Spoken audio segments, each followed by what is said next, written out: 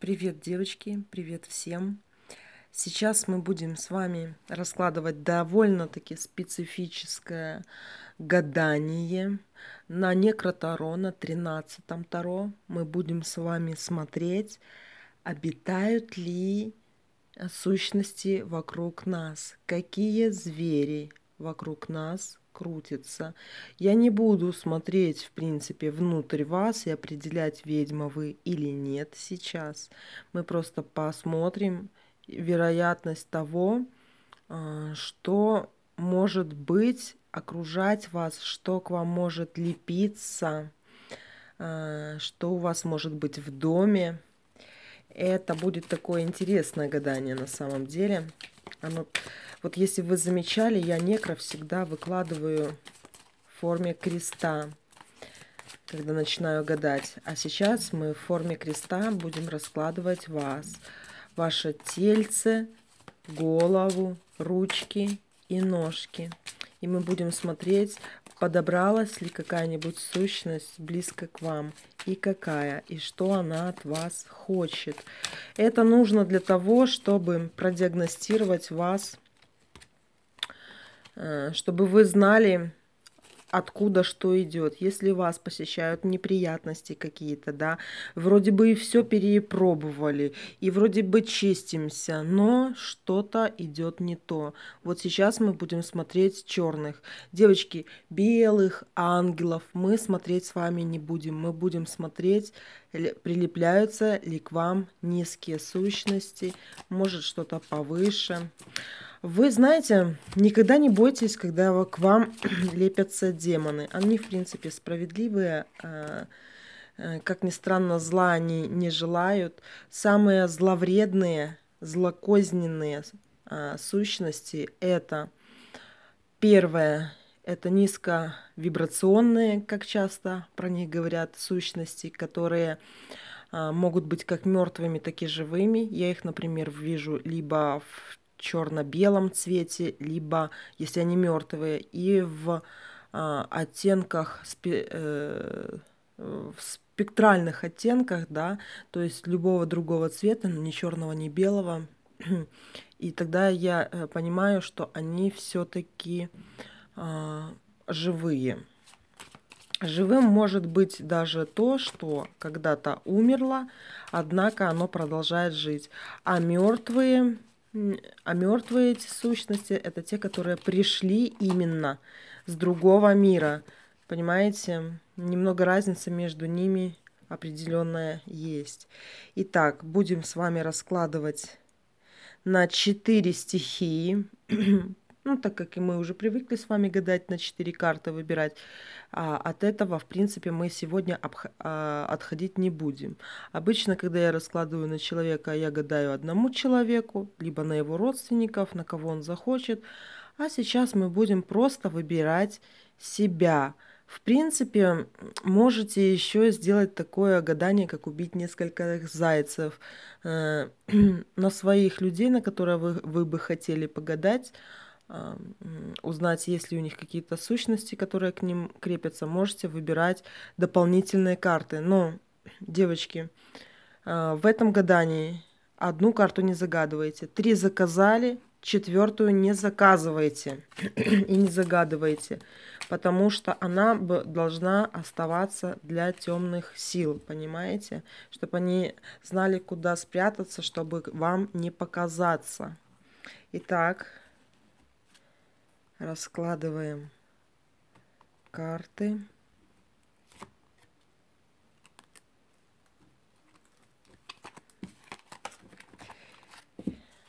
И смотрим. Первая карта, вторая, третья, 4. Это будет ваше тело. Выбирайте свое тело, выбирайте тело какого-либо другого человека.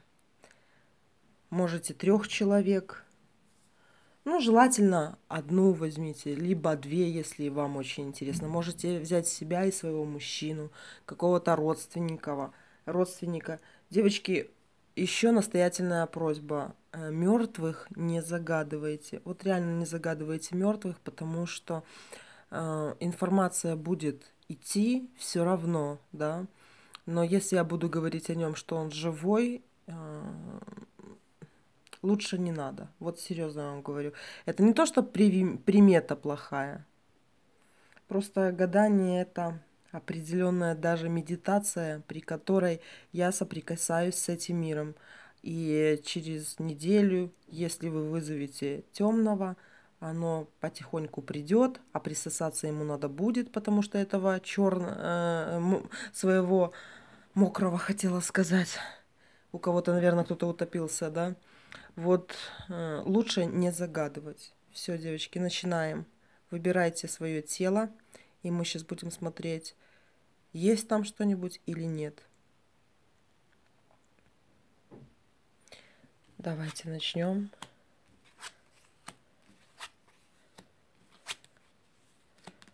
Так, а теперь мы будем раскладывать с вами головы.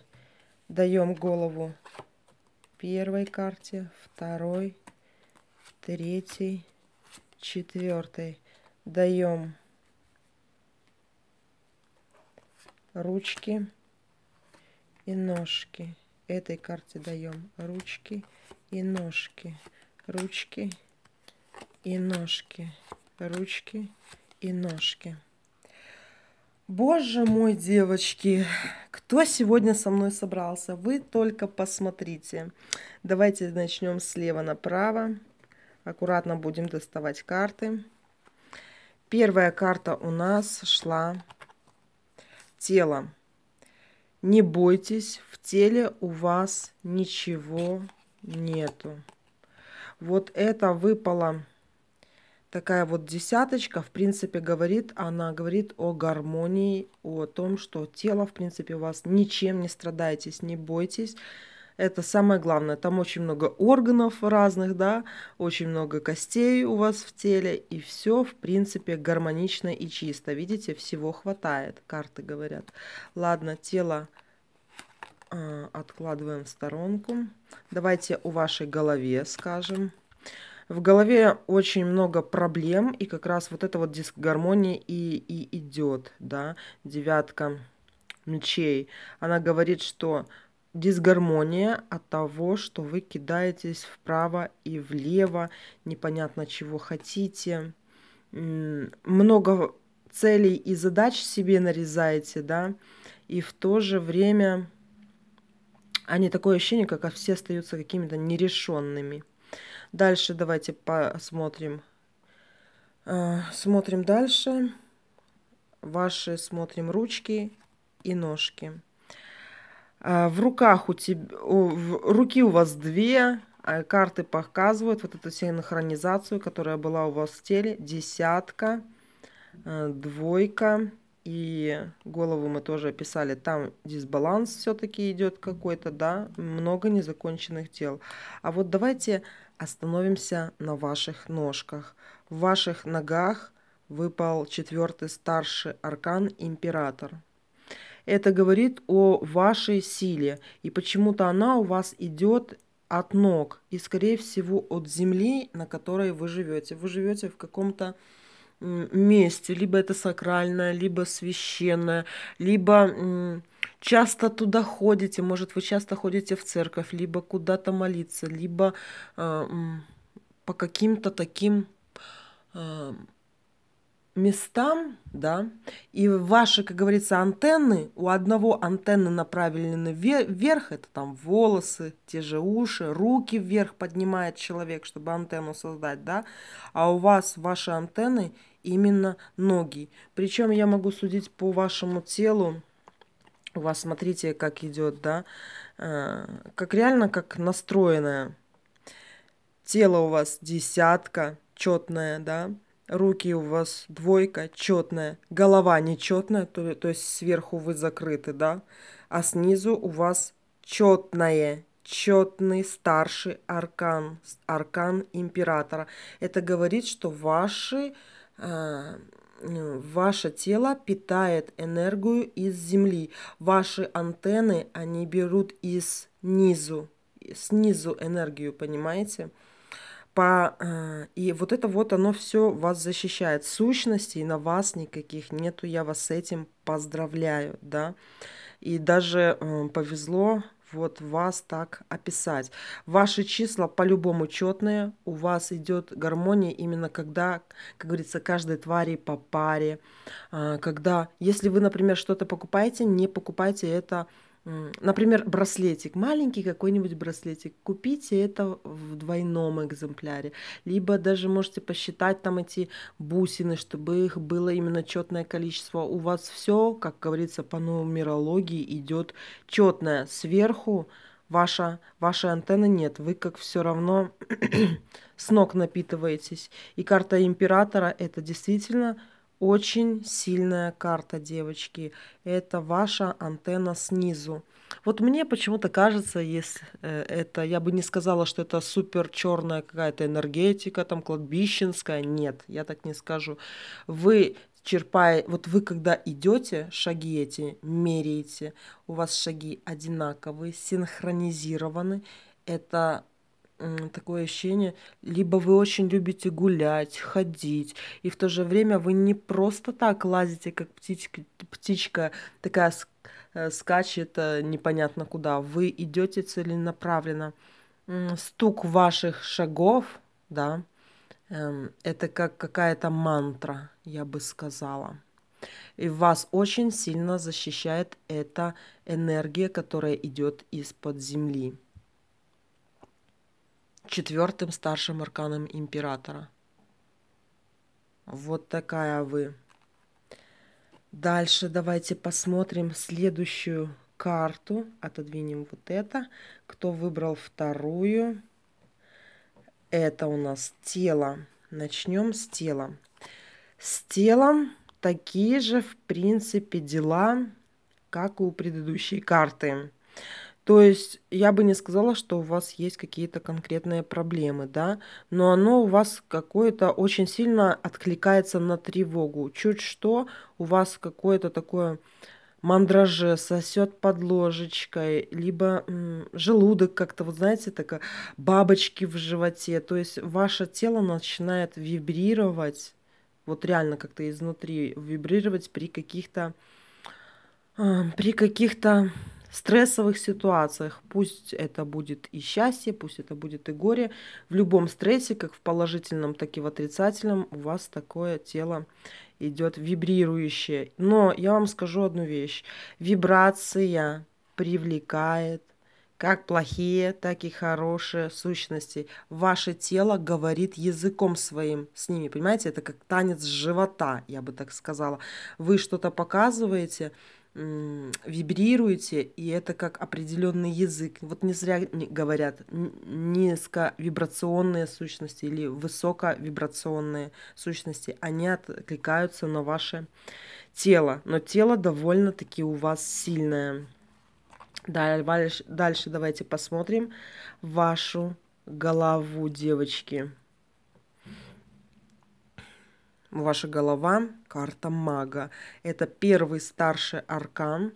Это говорит о том, что вы, да, вы пусть говорить, если обычными такими словами, как говорит, например, Павел Глоба, ну извините, если кто его любит, то вы любите все мистическое. Но, однако, не все так просто. Я бы сказала, что в вашей голове логики такой человеческой, математической логики ее практически нету. У вас как третий глаз, очень развита интуиция, чуйка какая-то, и причем эта чуйка магическая, это карта мистицизма. Ваша голова просто, она является мистической головой, понимаете, картой мага. Вот даже посмотрите на эту карту. Правда, аркан это первый. Вы не можете, как волшебница руководить своей головой, да, или направлять свою голову, открывать третий глаз в том месте, когда это надо, да. Вы либо много читаете вот такого чего-то мистического, эзотерического, вы это много чего чувствуете, но это самая начальная карта, первая И почему я говорю про эту первую именно? Потому что кое-где у вас уже пошла вторая. Вы развиваетесь. То есть ваша голова, да, как сосуд, представьте вот банку какую-нибудь стеклянную, и внутри вот черный дым. Вот это ваша голова. Полная мистики, мистицизма. Вы, я бы сказала, по этим картам сущности у вас никаких нету. А знаете почему? Потому что вы совибрируете вместе с другими сущностями, которые существуют в нашем мире, да. На каждые 10 человек находится, каждому, например, каждой сотне людей прикреплена одна ведьма или один ведьмак. На каждые 50 человек прикреплены по 2 колдуна, да. Ну вот как бы в этой иерархии вы место свое занимаете. Это, конечно, не магическая, но очень-очень близкая карта к магии. Вы мистик, вы проводник, понимаете? Вы понимаете, что говорят обычные люди, и вы понимаете, что говорят люди, ведьмаки, либо сущности с вами разговаривают. Это карта отклика, понимаете? Что бы вы ни спросили, что бы вы не захотели спросить, вам будет это вечно. Что бы вы ни загадали, то, что вы понимаете, что вы хотите, вам будет дано. Дальше давайте посмотрим ваши руки. Руки ваши — это такая красивая карта, второй старший аркан. Тоже такая ведьминская вещь. Это, ну, я вам точно скажу, что к магии вы прикладывали руку. Какой-либо. Даже если вы будете отрицать и говорить, что я белая, я ничем таким не занимаюсь, девочки, такого быть не может. Руки у вас очень много несут, очень много чувствуют. Вы не просто такой обычный человек, который просто живет, жует колбасу, ходит на работу и ничем, в принципе, не занимается, да. Вы проводник, вы как прослоечка вот это вот черного дымка между обычным миром и другими мирами. Вы это чувствуете, вы видите, картинки к вам идут, понимаете, как третий глаз. И руки ваши тоже в этом задействованы, 2 руки. Вам не дана конкретная такая огромная сила, но в то же время вы как ключник, понимаете, ключник, который открывает. Кто-то постучит, он откроет, смотря с какой стороны постучит. А вы знаете, кому открывать и кому нет. В общем, я надеюсь, я понятно объяснила. И кто реально уже, я думаю, все равно, по-любому, 99% людей, которые тут выпали, они понимают, о чем я говорю. Какими ключниками они являются. Это вещи, сны. Это...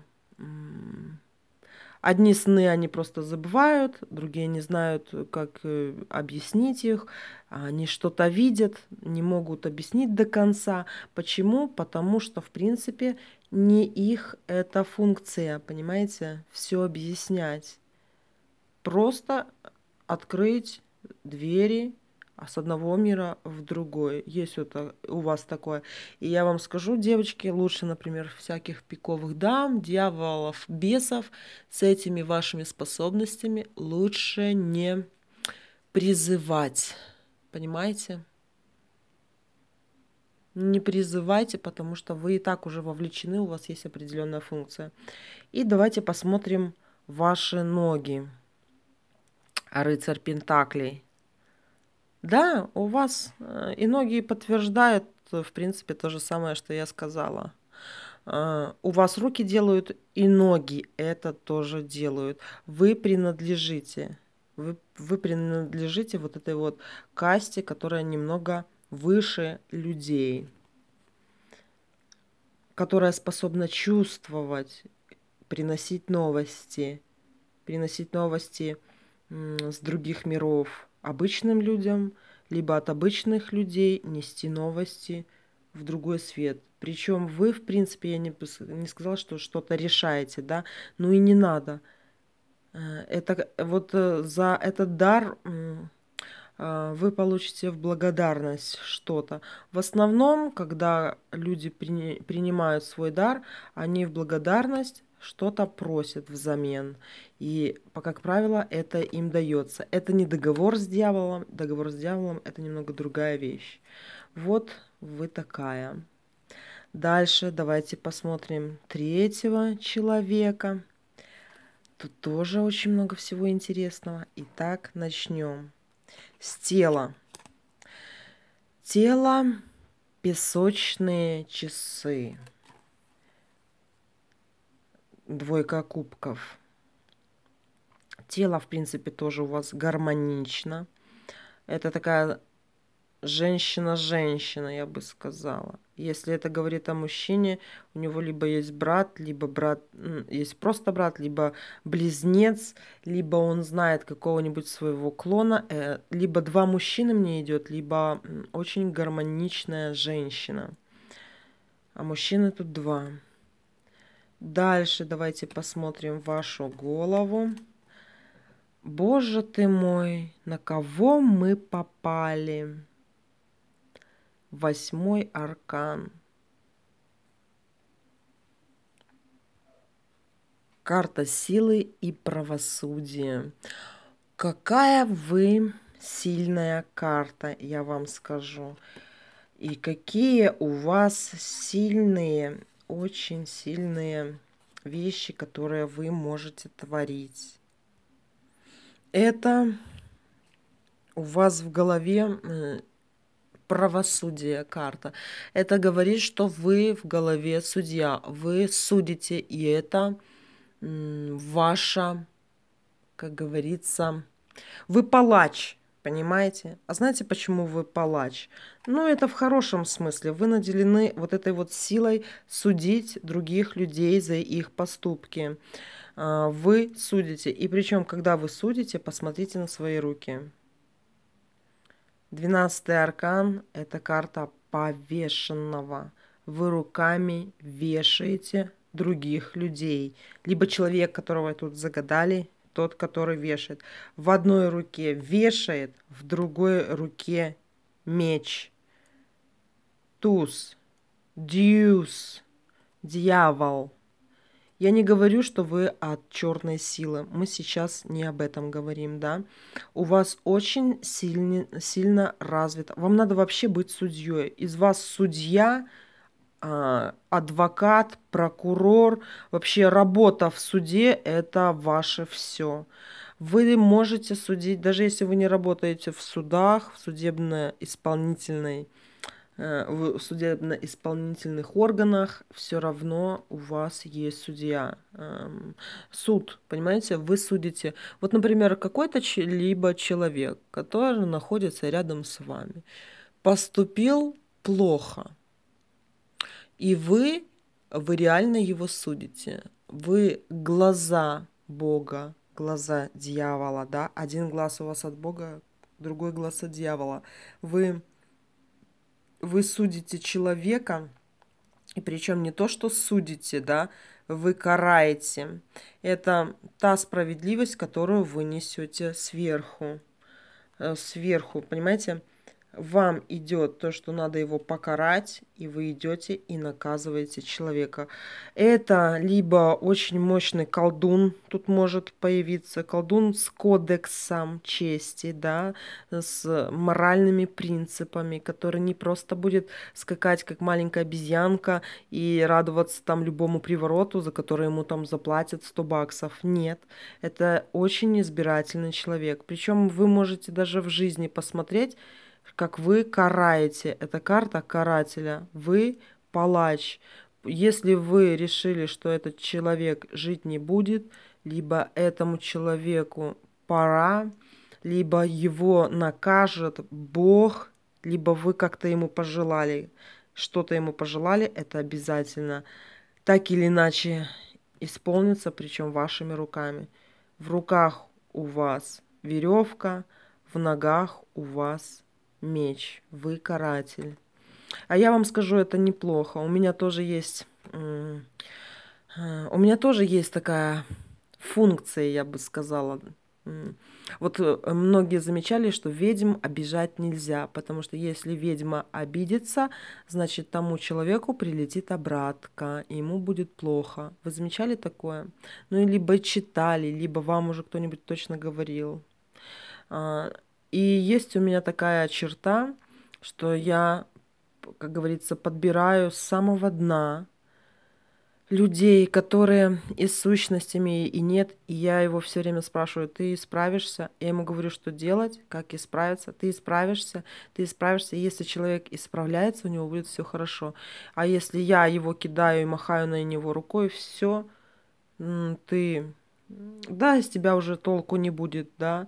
И это ведет к таким же вот, в принципе, картам. Я бы сказала, что у меня тоже есть такое, но это не самое основное из того, что я в себе, например, открыла и то, что я знаю. Но карты эти действительно очень сильные, к этому человеку надо прислушиваться, чтобы понимать, кто ты, что ты и как ты. И вот смотрите, давайте еще тело рассмотрим, да. Во-первых, это красивая женщина, реально красивая женщина. Даже если у нее будет где-нибудь обезображено лицо, одна сиська больше другой, да, жопа, которая не будет входить там в дверь, ну, грубо говоря. И все думают будут: а что тут в ней такого? Нифига. Очень красивый человек. Это как Юлий Цезарь, либо как какая-нибудь древнеегипетская императрица, величавая, понимаете? Судья не может быть горбуном. Вот и здесь так. Единственное, что женщина тут, конечно, больше властью обладает, она больше счастливой становится по жизни, а вот у мужчины идет раздвоение, и причем может быть даже раздвоение личности, потому что, в принципе, эта карта правосудия в основном, ну, мужчинам как-то не идет, потому может и косяком выходить ему. И дальше давайте рассмотрим последнюю нашу карту. Это у нас тело. Смотрите, тело какое. Тело красивое, хорошее. Единственное, в этом теле много страхов каких-то, и причем их много. Тельце, тело, телушечка, которая, ну, реально, много комплексов нажила за свою жизнь, от которые, в принципе, ей нафиг не нужны, потому что четное число выпало тут все равно этих куриных голов, вороньих голов. Так что вроде бы оно и гармонично с этими страхами, комплексами, но такое ощущение, как их все равно набирали для красоты. Что такое садомазохистское есть в этом теле? Дальше голову давайте посмотрим. Голова. Голова, туз пентаклей. Голова больно-таки умная, разумная, начитанная, опытная голова, мудрая голова. Что не спроси, на любой вопрос найдет ответ. Вот и причем, знаете, какие ответы находит эта голова? Вот такие прям в точку, по болям бьет. Вот мудростью просто веет со всех сторон от этой карты. И причем слова, вот русские даже слова, возьмите, послушайте, что она говорит, вообще не скажете даже слово поперек. Вот такая вот у нее голова, очень мудрая, очень. Дальше давайте посмотрим руки и ноги у этой карты. Итак, начнем с рук. Руки у нас 17-й аркан, старший аркан, звезды. Руки, которые гладят по головке своих детей, своих учеников. Мудростью делится она. И звезды. И вот знаете, такое ощущение, что вот у нее на руке как звезды нарисованы. Она прикладывает руку к колбу какого-то человека, детей своих, да, и эта звезда у нее у этих учеников отпечатывается на лбу. Она делится так своей энергией. Хорошая женщина, умная, гармоничная. И смотрите, какие ноги красивые у этой женщины.